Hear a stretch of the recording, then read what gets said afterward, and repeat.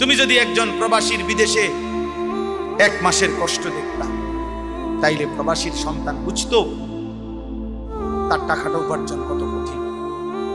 12 ঘন্টা 14 ঘন্টার ডিউটি, কি পরিমাণ কষ্ট।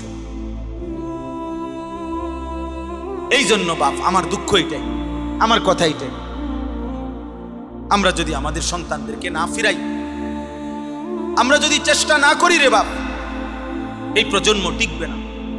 আপনারা কয়জন বাপ চাচা যারা আছেন, আপনাদের ছোটবেলা থেকে আপনারা হয়তো কিছু আল্লাহ খোদা নামাজ রোজার কারণে এখনকার এরা টিকে আছে, কিন্তু এরা যদি এভাবে 30 বছর পার করে যে নামাজ নাই, সেজদা নাই, হালাল হারাম নাই, নারী ছবি দেখতে দেখতে এই চোখ শেষ করে ফেলছে, এদের হাতে যেই জেনারেশন আসবে, ওরা কেমনে ঈমান পাবে?